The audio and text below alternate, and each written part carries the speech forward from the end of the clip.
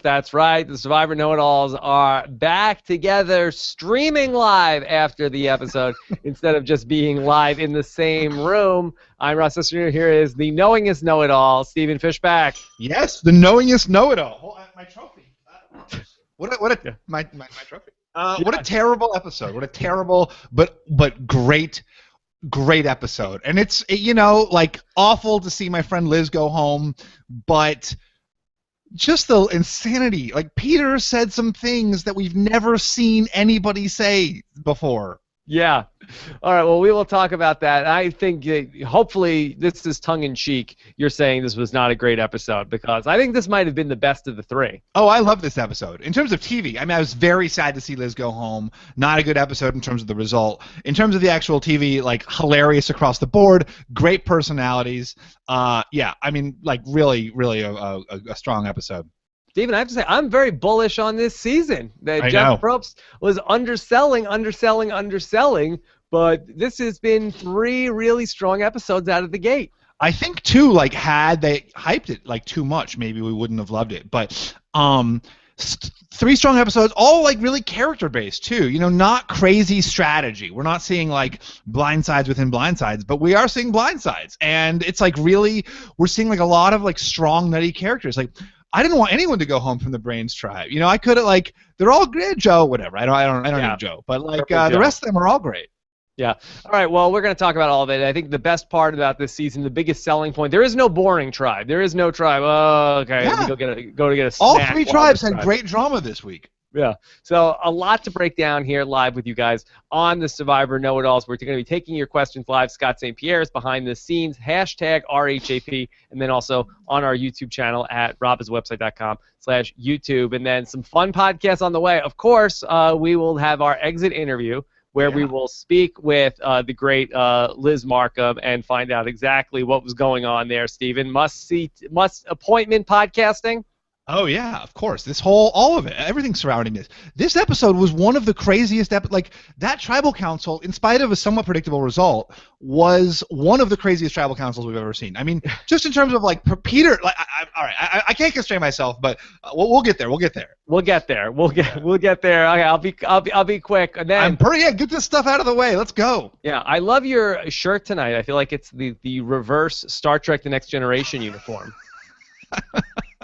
I love it. I don't know. At least based on what I'm seeing on the screen right now.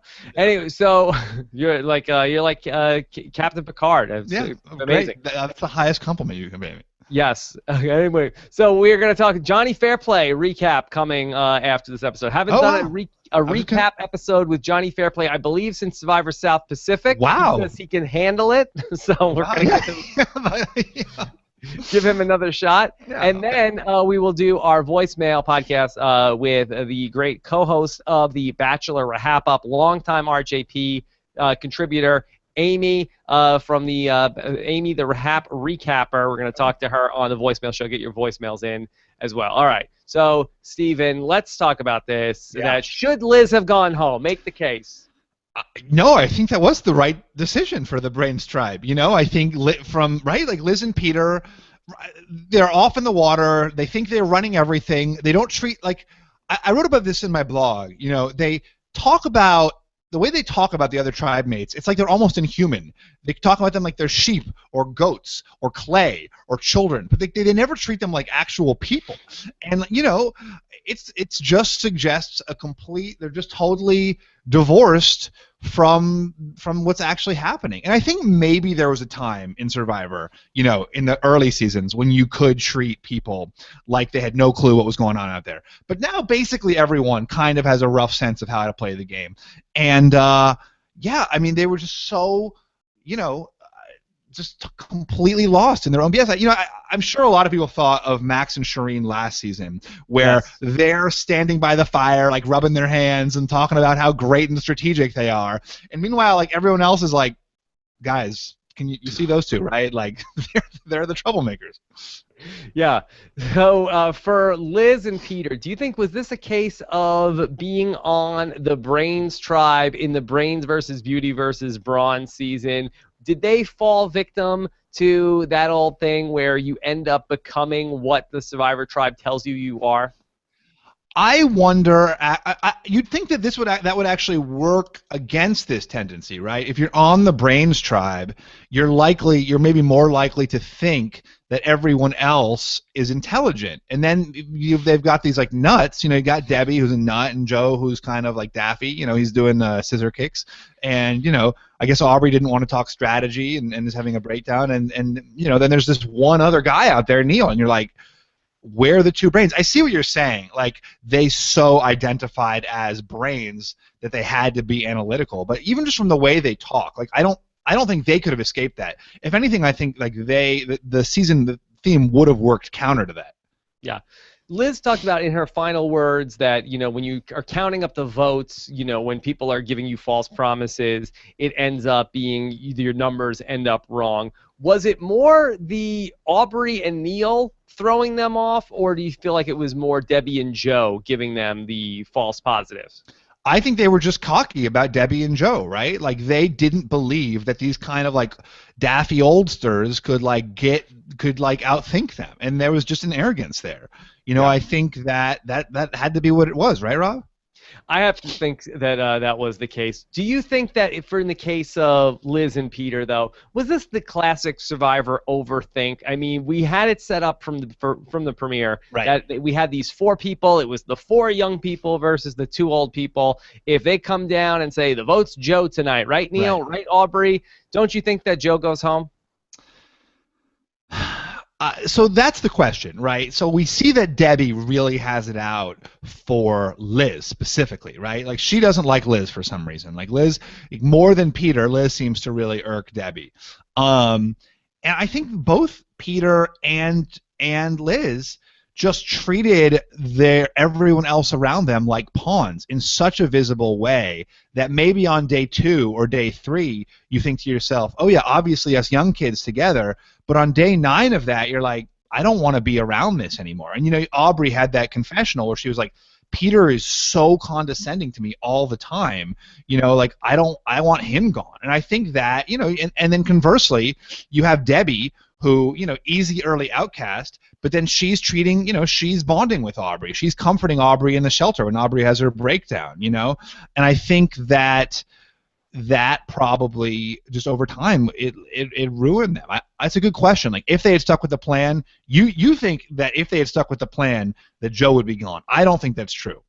Well, I think in addition to sticking to the plan, just internally sticking to, okay, it's our 4, it's our 4, it's our 4, right, rather than coming up with, instead of us 4 staying together, why don't we get rid of the one only other person who we think could potentially vote against us down the line? But so do you think Debbie, so you think then the key problem for Liz and Peter was when Debbie said to Neal, hey, they want you out? I think that the key problem was when they decided that the person who needs to go out is Neal. But that decision, like whether or not they decide that, like that has no impact on how Neal and Aubry are voting, right? Because there's only 6 people in the tribe, and it's too hard to keep this all a secret. I feel like to pull off a blindside like this in the 6-person tribe, because once you're going to be telling, Debbie and Joe that you're with them, you're also telling a different story to Aubry and Neal. I just think that there's going to be way too much cross-pollination there, and it's eventually those 2 other factions, and it's not voting blocks this season, it's voting units, Steven. There's 3 voting units of 2. I just feel like that those other 2 voting units eventually are going to get on the same page. We see the difference, just so that we pause. We see the difference here between voting blocks and voting units, right? They're 2 incredibly distinct things. Yes. We're all on the same page about that. Okay, all right. I know it's funny because they both have the word voting in them, but like they're very different. Funny. Yeah. Yeah, and that's interesting because like also there's that conversation that the 4 younger people have around the fire, and like they're like, yeah, we should just do Joe, right? And you can tell they're all BSing each other. They're like, yeah, totally, Joe. Like, it's so obvious they're all lying to each other. So maybe you're right. Like, maybe making that decision to violate that foursome was the problem. But you see that Aubry here likes Debbie and doesn't like Peter. Regardless of them choosing to blindside Neal, like Aubry doesn't want to be around Peter anymore. And I think that, it's so impossible to say, but I would wonder if they would turn on Peter and Liz anyway. I mean, regardless of their choice, like they're still isolating themselves. They're still speaking kind of, condescendingly to everybody. Were you surprised, though, that it ultimately was Liz and not Peter, especially after the last 5-10 minutes of the episode? Well, I mean, I would think, though, that is why it wasn't Peter, right? Like, Peter is more abrasive than Liz. He's a bigger target at the merge or a swap because he's a bigger challenge threat. Like, that's why you keep Peter around and not Liz. Or, I mean, I don't know, Sophie tweeted, why you'd think they would keep Liz over Peter. I would think Liz is more threatening than Peter is, so you keep Peter. Once you're like making that rupture, right? Because this vote is basically saying to the Peter and Liz block, like, we're screwing you, we're not with you.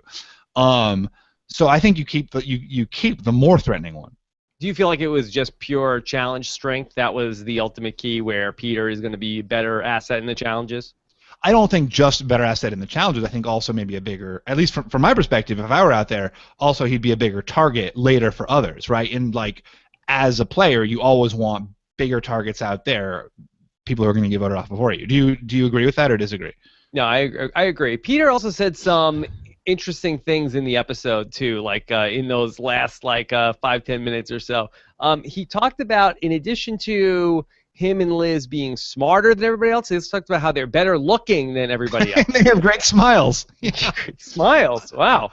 A lot of the time when I hear confessionals like that, I think, what was the question they were at? In any reality TV show, what was the question? And the question was something like, Peter, don't you and Liz have great smiles? Like, isn't that why you guys are together?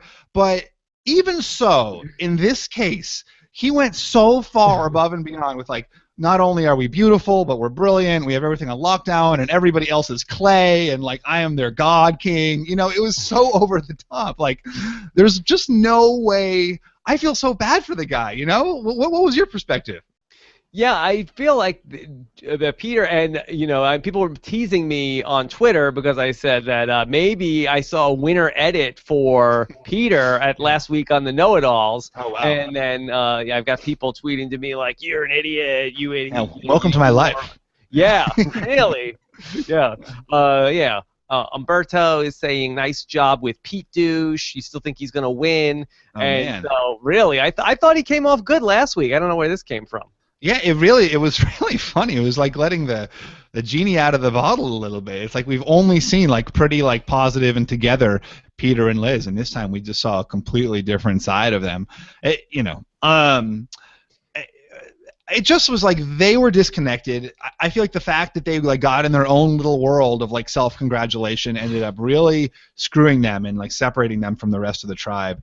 And that's the classic. There were so many classic Survivor flaws. One, treat everyone like they're your pawns. 2, tell other people what to do and don't ask them what they want to do. Mm-hmm.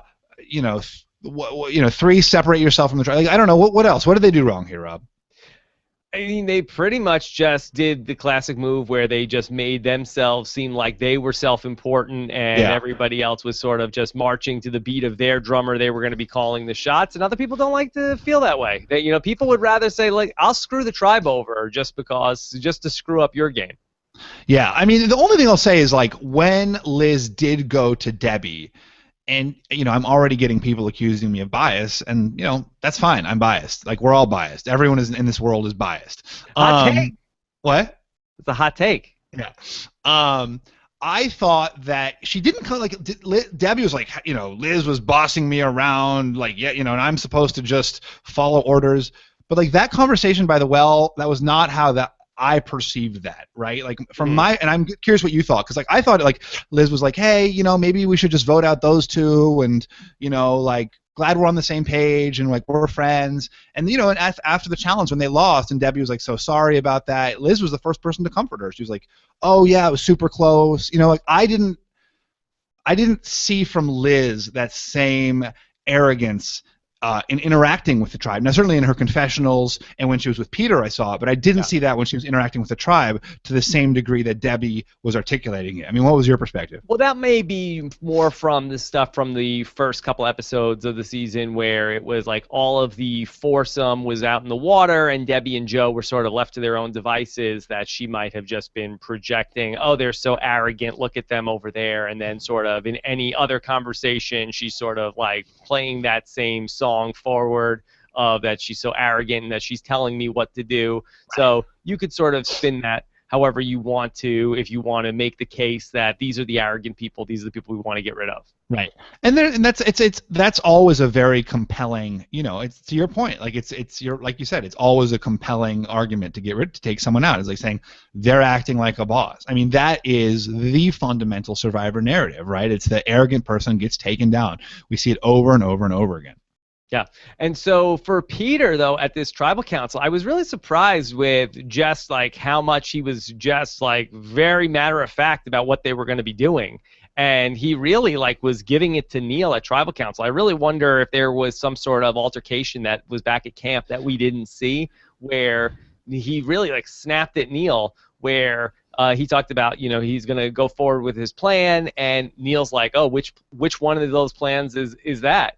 And he's like, well, it's definitely not your plan. Yeah, it did. I had the same sort of feeling that there was like some kind of history there. Like it seemed like he was kind of like there was already some sort of antagonism there.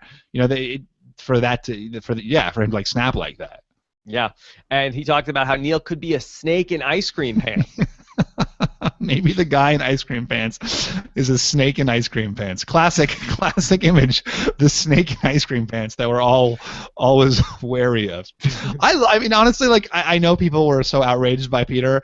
I thought he was so funny, like in like a comical way, right? Like in like a great, like a funny character. Like Debbie's a funny character. I just thought like his over, and the fact that he was breaking it down, like he just laid it all out there. He's like, we've got our two and their two, and we're going to vote for Neal, and we're going to vote for Aubry, and that's it. We're going to vote them out. Like, when was the last time we saw something that was that straightforward? Yeah. I really think that Peter does have a Garrett Adelstein streak in him, going back to the original Brains tribe. Do you think that there's something about being like an ER doctor? You're an ER doctor, you got to like take control, you like, it's the emergency's happening, let me just lay it all out there, we're going to make this happen, we're going to cut off this joint, we're going to cut off that joint, and then the patient's going to be whole.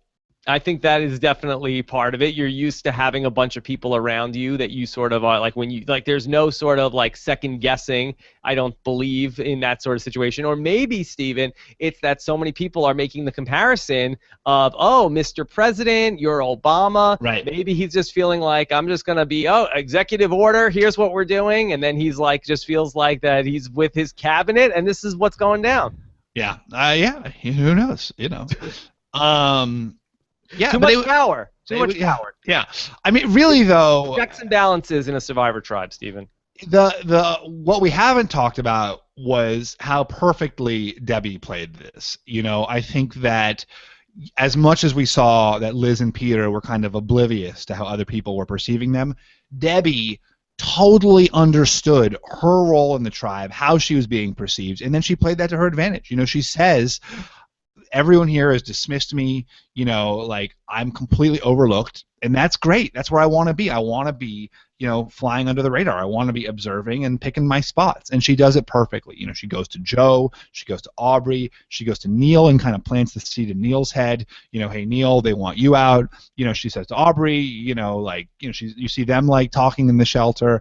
It's just like the way she does it is so textbook perfect that you really got to respect her game.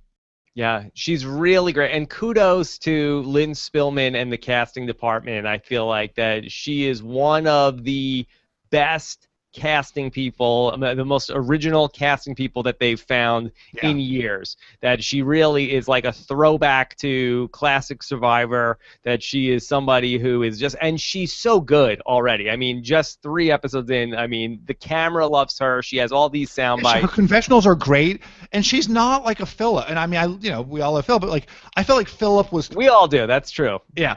I felt like Philip was so cartoony. He didn't really have game, so in his first season. In his second season, he did have game, but in his first season he didn't really have game. You know, he was like playing this cartoon. You know, he came in with his like pre-stocked quotes.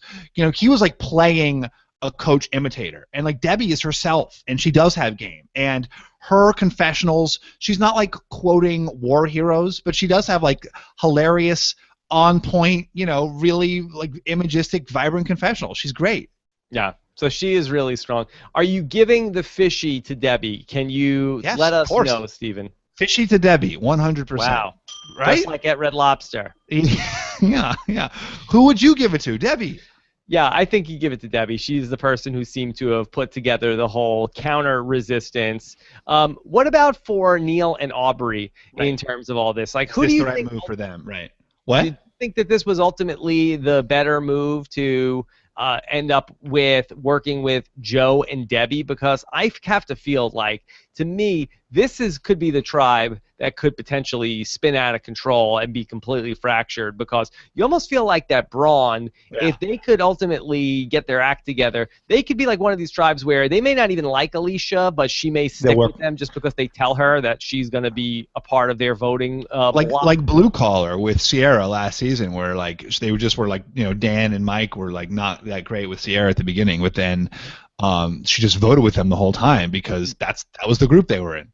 But I feel like that this Brains group maybe could be the group that really is going to be ending up completely going all in their own different direction. Yeah, they look more fractious. Like, it does seem like the Brains group was like, we're 3 twos, and like they were 3 little voting units, you know, that were each kind of independent and were willing to work. I mean, you know, it was kind of a voting block strategy. I've gotten some tweets asking what is the difference between the voting unit and the voting block. The voting block would be the coming together. The voting units are the separate parts. So the voting block would be Joe, Debbie, Aubry, and Neal. The voting unit would be Joe and Debbie and Aubry and Neal. If that makes sense. But anyway, you know, versus the other tribes where there does seem to be like a move towards some kind of like central power structure. With on Braun, you have Jason, Scott, and Sydney, and you're right, like Alicia, while she's not a part of that, she does kind of like define herself within it. And then on you know, Beauty, you certainly have that group of 3 girls, and then like, you know, the 3 guys aren't doing their own thing. We should talk about Beauty in a second, but like, you know, the you know, Caleb and probably Ty will want to be a part of that like core Beauty unit. That's a great point. On Brains, where is the base of power located? If it's around Scott and Jason on Braun and around the 3 women on Beauty, now who is going to be the central figure? It seems like those other 4 people are rejecting Peter. Yeah. I can't see it being Debbie being the leader moving forward in this Brains tribe. So what is going to happen to this group when they end up commingling with the other tribes? Right, and you know, like there is a natural tendency to stay with the people who you know, but it doesn't seem like that bond is super strong. And you know, like to your point, you know, there's like that question of like, is this like too soon to like? Was it too soon for Peter and Liz? You know, do you kind of want to move forward with the smarter players because it's a long game? You know, it's 39 days and there's a lot of dodging and weaving. Like, do you want to move forward with the people who you feel like will be more simpatico with you, like as opposed to like taking Neal out early? And we were talking about this a little bit last week with Jennifer, where there's this like eagerness in new Survivor players like make the big moves so fast, and like it's too soon. Yeah. And in terms of you know, when is it not too soon? Do you have a good answer on that? Yeah, it was whenever I started to target Joe is when it's not too soon. Yeah. Okay. No, honestly, what? Let's talk about some of these other tribes.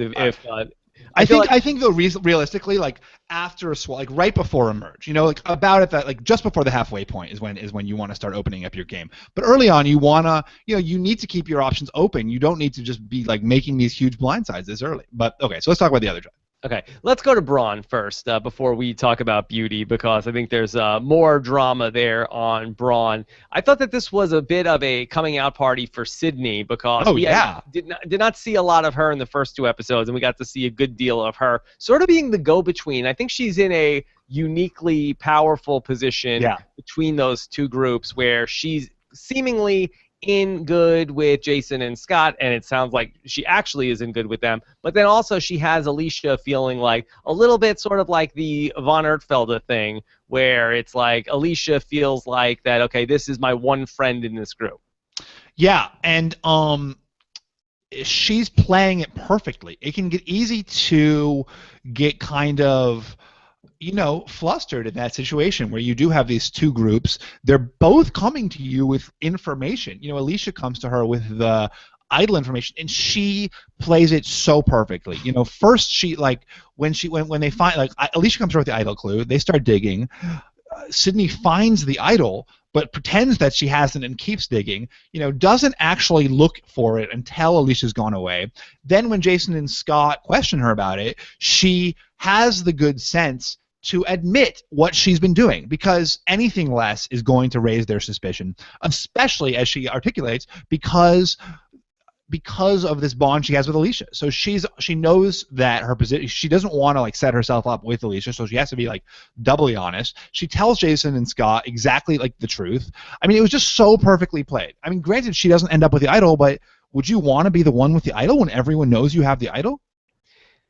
Yeah, it's a good question, especially in this group. And if Jason was to know that she had the idol, I think that would make her a very big target in his mind and somebody who he could be coming after her. I just thought it was so unusual from the typical Survivor idol chase, where here's the entire complement of a tribe together on the hunt for this idol, and Jason kind of being and I don't mean this in a bad way, just being sort of the bully of, okay, when this idol comes down, it's mine, everybody. Don't even it really did seem like it was just assumed that it would be his. And even when Scott, I tweeted about this, but even Jason had it in his hand, and Scott, kind of his hand was out too.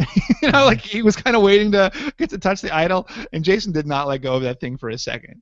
Yeah, it's just presumed it was Jason's idol. This is Jason's tribe, and I think that it's really interesting dynamic of how is this Bronze tribe going to move forward with this grouping with now Alicia, who is now clearly flat on the bottom.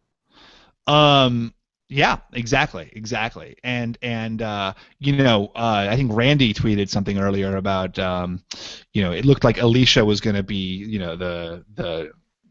he thought they were setting up something where Alicia ends up destroying Jason's game. Yeah. To me, the key line I felt like tonight was with that Braun tribe was that Scott said, I'm confident that Jason's going to take care of me.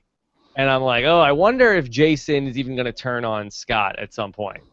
Oh yeah, I totally.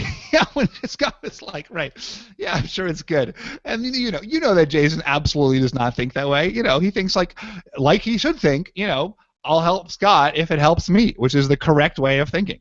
Yeah, I do also think that Scott, and I've been complimentary so far about his gameplay, but I feel like that he is a little bit in sort of the first few seasons of Survivor in terms of how he's playing the game, in terms of okay, I'm loyal to Jennifer. I can't vote against her. I know Jason will be on, keep his word to me. Yeah.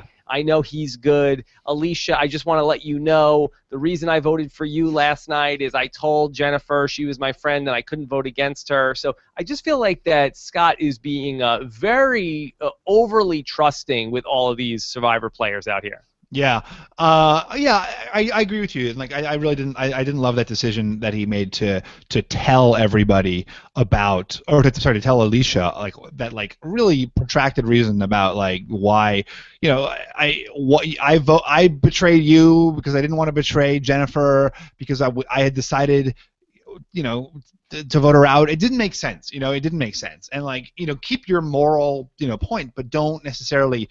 You don't have to share that with Alicia. Yeah. Now, do you feel like Alicia is kind of dead in the water here on this Braun tribe, or do you feel like that she can rebound from this?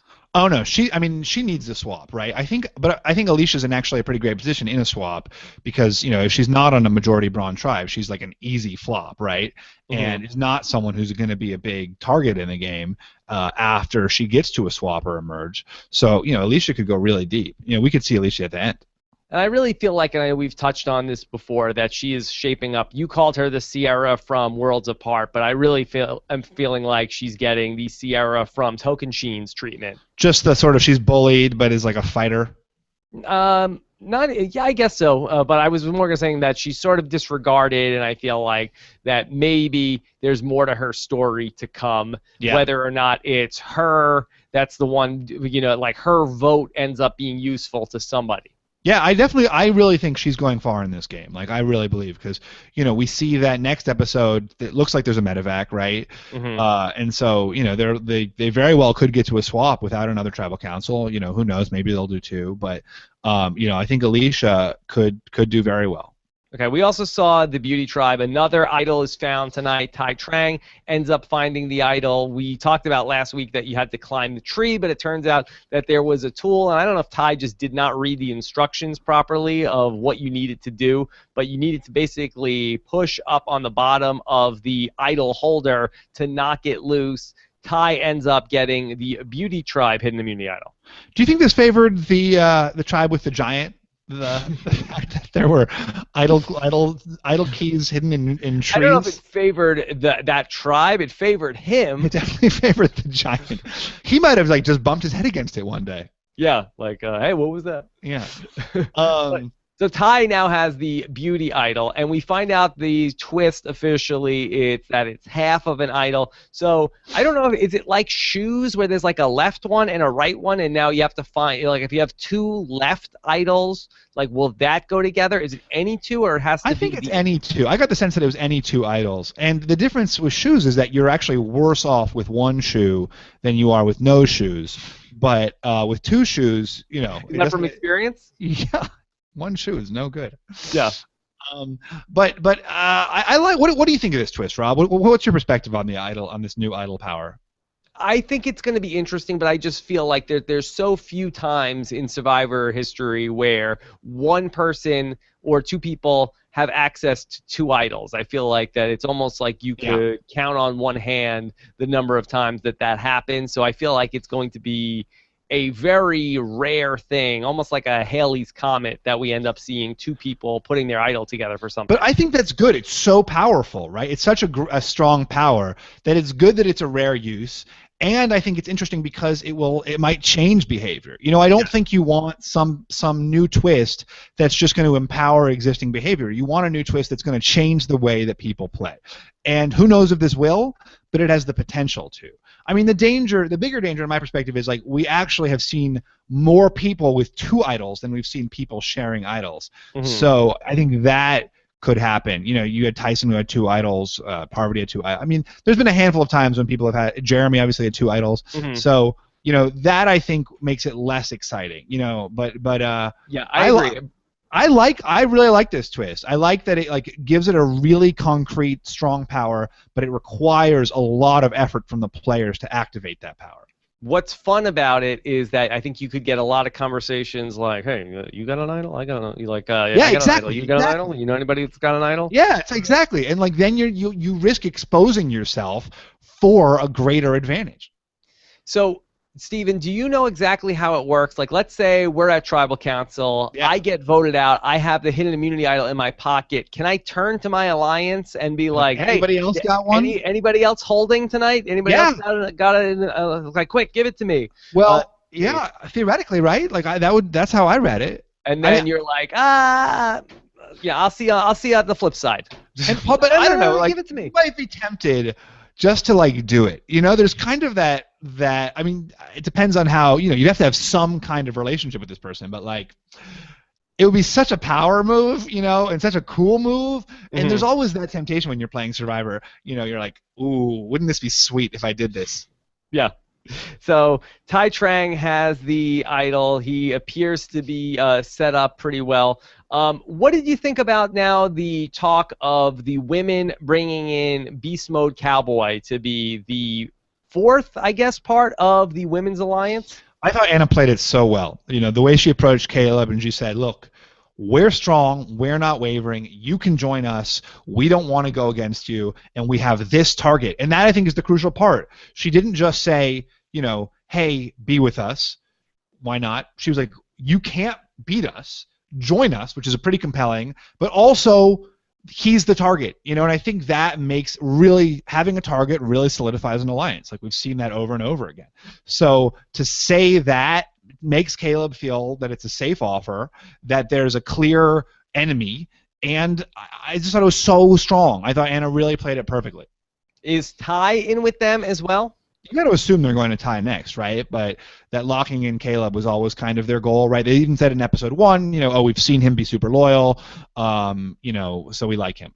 Yeah, I do think that it is a dangerous spot now for Nick to be right before where the traditional swap is going to be in these 3 tribe seasons. It's a spot where they often target a strong player here on that 4th vote in a 3 tribe season. How much does Nick love Peter? Because without Peter, Nick would have really come off like a douche tonight. It's certainly douchey. So we'll see ultimately what happens. But I think that would be a good move for that beauty tribe if they did vote out Nick in that spot right before where the presumptive tribe swap is going to be coming into episode 5. Yeah, no, it's interesting. I mean, it's really interesting. I mean, we think that someone's getting evacuated next week, right? It does seem like it, and I feel like that Jeff has talked about a lot of drama that happens in episode 4. I watched him with you and Parvati talking about you're really going to get to see a lot of behind the scenes. So it looks like that there will be a lot of medical drama. The question that is going to probably be if there is a medevac, will there also be tribal council next week? Because typically they have these 18 or 20 person seasons to have a little bit of room to lose some players. So that's the question. That is the question. It's interesting. I was excited to see Dr. Joe. Dr. Joe was our doctor out there, and he's this tough dude. He's I don't know, like British, secret, special forces or something, medic.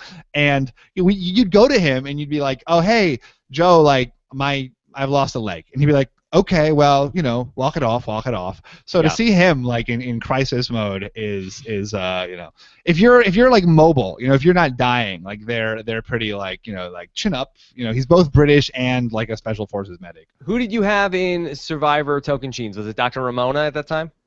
Maybe. I don't remember. You don't remember? Oh my God, look at you. My health was better back then. Okay. All right, Steven, anything else about the show before we start to get into some of these questions? I think we hit all the big points. What did you think? Did you think Jason played too rough with Alicia in the idol hunt? I ultimately did not. I didn't think that he did anything that was I know that in the preview it looked like that there was a little bit of a altercation coming, and I didn't know if there was going to be more in the episode, but I felt like there was a little bit of jostling for the clue, but I don't think that's anything that you would have seen outside of one of these games where it's you're playing the water basketball or anything like that. Yeah. I wonder though, it's different in a challenge. I wonder what the rule is about. He wasn't really roughhousing or anything. Yeah, I didn't think she came away with bruises or anything. I think that they would have made more of a meal of that if that was the case. So I think it was just sort of okay, a mad scramble for the idol or a mad scramble for the clue, and then he ended up coming out with it. Do you think Jason is coming off well? Because I thought he was coming off mixed, at times he looks kind of like a jerk, and at other times he's a charming jerk, and I like him as a character, but someone said to me, oh yeah, Jason's coming off terribly, and I was like, what? I don't see that at all. I think that Jason is coming off great. I mean, maybe to the Survivor internet community, and again, we're a Survivor Facebook page.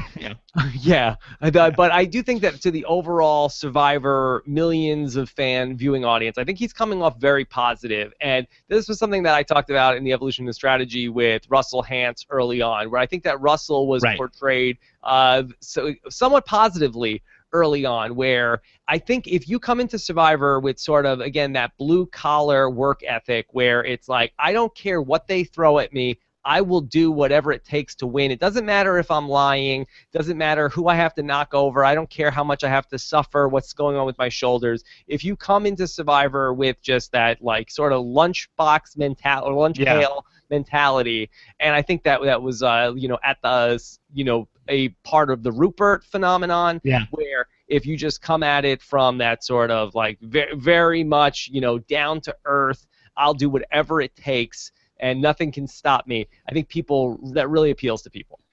What does that have to do with lunch pails? I think that's sort of like a colloquialism of, you're sort of like a person that's bringing your lunch to the construction site every day. Okay. You never heard that? I mean, I've heard that, but not. Yeah. I mean, yeah, sure. Okay. Yeah, maybe it's a sports metaphor more. The lunch pail to the sports field. Yeah.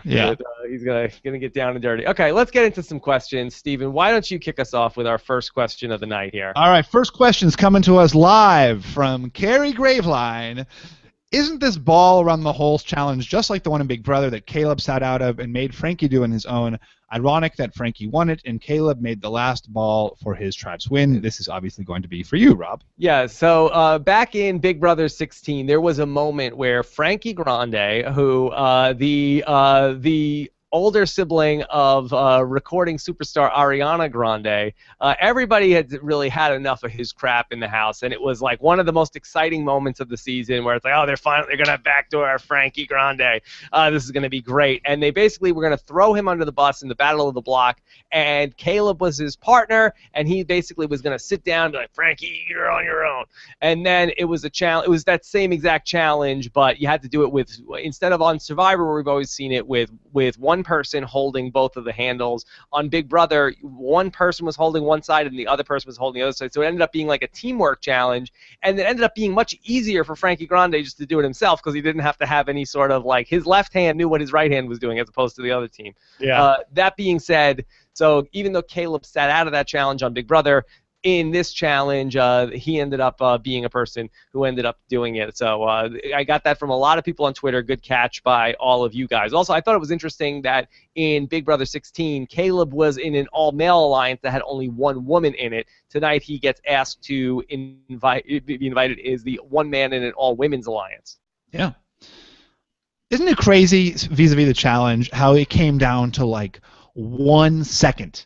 Yeah. And that determined, someone from Braun, likely Alicia going home, or someone or Liz going home. Like, it's crazy that, like, who knows? Like, Liz could win. It's just like that's what every boot is like too. It's like just like so many tiny little snap moments, and that ends up being your narrative on the show. Like, she's out. It's just nuts to me.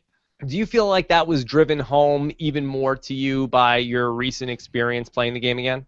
Yeah, and I certainly took that away my first time, just like how many like tiny, like how everything that happened was just based on like tiny little circumstances adding up. Like it's like basically like a bunch of random things happen and someone wins.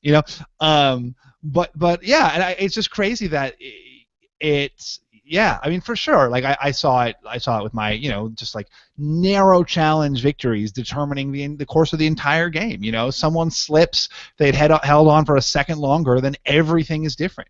And it makes you think like there's certainly a level of skill that goes into playing Survivor, but there's also just a tremendous amount of luck. Yeah. The way you make it sound, it's almost like that two guys on the internet can't seemingly know how every single decision is going to go down. Well, I don't know about that, Rob. I can't agree with that. Okay, let's take another question. Scott Grimes wants to know, Ty took a big gamble in this episode. If you were caught in the jungle with 20 feet of pole, what would be your excuse, Steven? Happens to me every day. Wow. I think I was thinking that too. It's like dangerous for him to do. But I think you have to like take a moment and just hope. Yeah. For Ty, I mean, what else would be new if he got caught with the idol again? It's like, Ty, are you looking for the idol again? Like, oh, you got me. So. Yeah. For him, it would be like nothing. He's been caught so many times. I mean, Penner had that thing. When we last week with the Live Know-It-Alls, Penner was like, he said that he was totally straightforward about looking for the idol. And just said everyone should be looking for the idol. And we saw Braun take that attitude this week, where it's just like, oh yeah, obviously we're all like racing around trying to get the idol, of course, because it's the freaking idol. But the Beauty Tribe has been different, and it's a reminder too that like the things that the social mores for any given tribe are just entirely determined by that tribe. There's like no objective standard. Yeah, Penner was really great the other night too. Like, I'm looking for the idol. You all should be too. I don't know why you're not. Yeah. He was great. Okay, this is from Elise, who wants to know, should Braun have thrown that challenge to get rid of Alicia before inevitable swap and she turns against them? Steven, should the Braun tribe have gone down the intentional Matt Singh path? You just don't know how many challenges are left. You know, maybe you think it's going to be 4 and then a swap, so we'll do the next one. Yeah. I do think you don't want to go into a swap or a merge with someone like that, though. Yeah, I don't think it would have hurt them if they would have lost that challenge, because that she was somebody who really was seemingly dead weight in that challenge. It looked like that she was not somebody that could have contributed at all. And really, Alicia started. She was the first person doing the ball thing, and she had to swap out. She couldn't do it. And so Scott went, and then Jason went. And then I'm presuming a person can't go twice. So it really came down to Alicia, who couldn't do it once. I'm sorry, that it was Sydney who couldn't do it once, or Alicia doing it for the first time, and they sent Sydney back out there again. Yeah. So I wonder if you would be better suited, not even just to throw the challenge next time, but I think that they probably didn't mind if it was like, hey, we won, but maybe you still have that option to throw the next challenge. Right. You're not right. Exactly. And I'm sure that's the way they're conceiving of it. It's like it's not terrible to although I don't know, like Scott's an athlete, and some athletes just like never want to lose a challenge, right? And I'm not that, like, I'm all about, if it makes sense to lose a challenge, lose a challenge. Liz had that terrible confessional after the challenge, like, oh, maybe it's a good thing that we lost. And while that's never a good confessional to have make TV, it's not a good, it's not a bad thought to have. Sometimes it is a good thing to lose. The danger is whenever that confessional of yours airs, you know that you're in trouble. Yeah, it is a big, like, blinking red light anytime these people say, like, oh, this was actually a good thing. So it's just going to be me and Peter saying, like, it's just going to be me and Liz deciding who goes home next. Yeah, but it's, like, not bad to think those things or even say those things. It's just only going to make air, like, when your number's up. It's just bad when we see those things. Yeah, exactly. Okay. All right. This is from Tim, who says, was Kyle's way of finding the idol the worst way to find it? Couldn't they have waited an hour or two before searching for it? No. I think that was the move, right, for Kyle / Jason Sarge, was to just go after it. Because Sydney knows about it. He knows Alicia knows about it. I think that was the move. I feel like that everything that we know about Jason's character doesn't seem like he's going to wait around for something. It's like, okay, I just found out where this guy is going to be. Right. I'm going to wait until 3. I think now he's going to the guy's house. He's kicking the door down. He's just grabbing the guy when it's good for him. He's a bounty hunter. Yeah, I know. That's crazy. Yeah. That's crazy. That's a thing. Bounty hunters. Yeah. All right, Steve, what do you got? This is from Carlos. Carlos has to say, is anyone else really high on Neal right now? Very calm under pressure, self-aware enough, good in challenges. I actually didn't think we saw a lot from Neal. He had like a few great reactions. Well, yeah, what's your perspective? No, I don't really have a good take on Neal. I did feel like that he kept things under control. I mean, I did feel like that he was going to be a very analytical player coming into this season. That my read on him, I thought he was going to be like you crossed with Eric Reichenbach. But I feel like that we've seen surprisingly. That's a strange cross. Yeah. Like, what is that cross? Yeah, it's back to back. Great endurance. Oh, back to back. Yeah, there you go. Yeah. So, but for Neal, I did feel like that he played it seemingly cool from what we saw. No ice cream puns intended. But for him, I don't know exactly where he goes. I don't necessarily feel like he's going to mesh with Debbie and Joe. Yeah. I agree. Those two just seem. I mean, Aubry seems to have more play there than Neal does, right? Aubry's closer with Debbie. Mm-hmm. We see them talking a lot. Yeah, for the Neal and Aubry pair, I don't know ultimately where they're going to go next. That's why I'm so worried about this Brains tribe once we get to some sort of a swap. Yeah, I agree.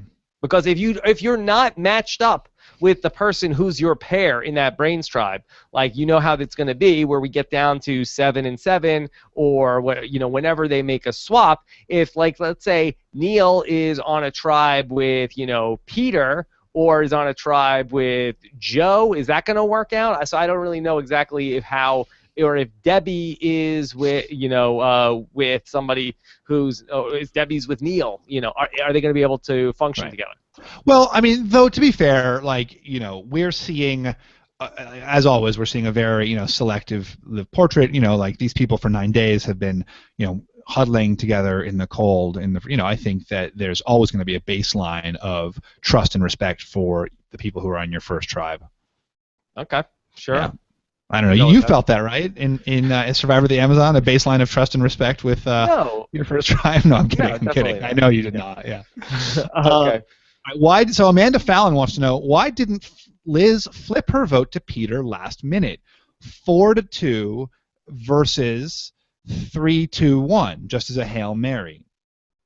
And that I don't know how much Liz and Peter knew what was going on. I mean, I think that Liz and Peter were conducting themselves at the tribal council as if that their plan was moving forward. I think that Liz said, the person going home tonight, it's not going to be that much of a surprise to them. So it seems like she wasn't like that, boy, I don't know what could happen, or it could be Peter. So she seemed like that she was pretty surprised. Seemed like a true blindside to her. Yeah, and I think, just like, I think maybe the question is like, defensively, if you're in that position, why not? And the reason is because you have to assume that your plan is, or she does assume her plan is going through. And in that case, if she flipped her vote and voted for Peter, Peter's going to be pissed. Peter's her closest ally. You don't want to toss a vote, like totally destabilize your plan, and throw a vote at your closest ally just as like a self-preservation move when you don't think you're going home. If Liz sniffed that it might be her, then it might make sense for her to do, but she has to know that, but thinking that your plan is moving forward, it would be terrible. Might not be the worst idea, though, once Peter says, Liz and I are smart, we've thought of everything. Not everything, yeah. Not everything. All right, let's take a couple more questions with Steven. Pat is cool, wants to say, what would you guys do if you were in the idol situation if you were Alicia, a.k.a. Blondie? I mean, I don't know what you can do.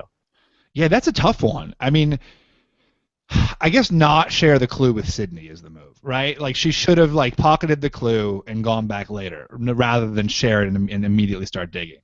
Yeah, I think that's probably the best move for her. I mean, I think that she has to, at some point, like, not be so confrontational with those guys. Like, I think she has to get, at least fake the Stockholm Syndrome, that she loves Jason, she loves Scott, that she's not going to be a pain in the ass for them going forward, and making them feel like, oh, maybe Sydney is the person. Maybe, Jason's thinking, like, oh, maybe I should take out Scott, and, I know that I'm going to have a loyal number here. So I think that she needs to be a little bit more congenial to the other people in the tribe and not be such an antagonist to them.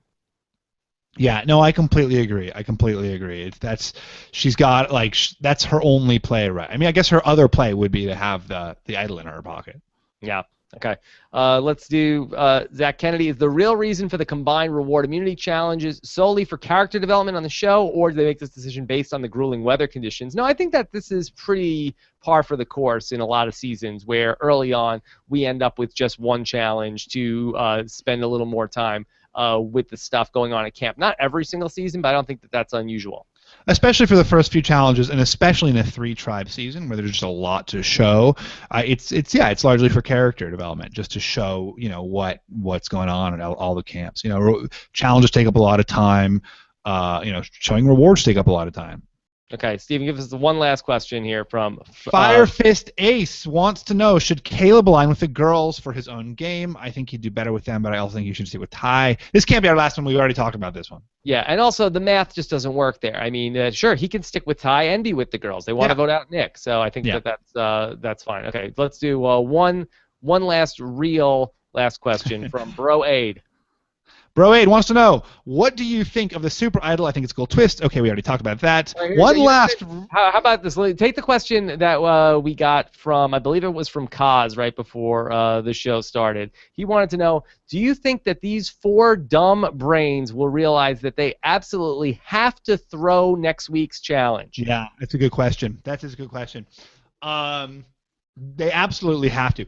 Is that even true, though? I mean, yes. Yeah, that's so tough. It's interesting because you could have two tribes here potentially both trying to throw the challenge next week, where if everybody believes that there will be a tribe swap after 4 people get voted out, you could see the Brains tribe saying we have to throw the tribe or throw the challenge here because we need to get rid of Peter before a tribe swap. We can't let him get off the hook. And then also we have the Braun tribe might be saying we have to get rid of Alicia. We can't let her get back into another tribe and then be somebody who is going to be voting against us after a tribe swap. Are we being too rigid here, Rob? Though, like in a lot, certainly in last season, but I know that's an exception. But like in a lot of recent seasons, certainly with Tony, people would come back after blindsiding someone and be like, we had to get rid of Liz. She was the snake. Peter, so sorry we had to betray you like that, but you're back with us. Like that's not an impossible move. Well, it's not an impossible move, but do you think that Peter is going to be the kind of person that's going to say, like, okay, my bad, everybody. I've been just really crazy. You were right. I really got a whole, I got too carried away with everything. I will, scale it back. I don't think that's impossible. I mean, I think you see it sometimes with, like, people who are displaying arrogance because they think they're in a dominant position. As soon as they get humbled, they get their head rattled and they take a step back and they change the way that they're approaching things. I think that does happen. I don't think it's impossible for Peter.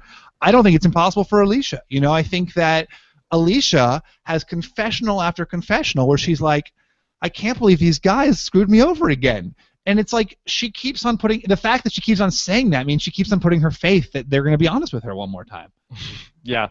All right, well, we'll see. Lots of intrigue heading into next week's episode. Will we have one of these two tribes throwing the challenges? Will we have our first medical evacuation of the season here? And if we do, will we also have a vote? So a lot to unpack as well, of course, next Wednesday night. All right, so, Steven, do you have a hashtag for this episode? Why do you do this to me? Okay, I'll let the chat room think about it here for a second, and then we'll just set up, okay, don't forget, exit interview with Liz coming up in the morning. Don't forget to read Stephen Fishbach's People blog.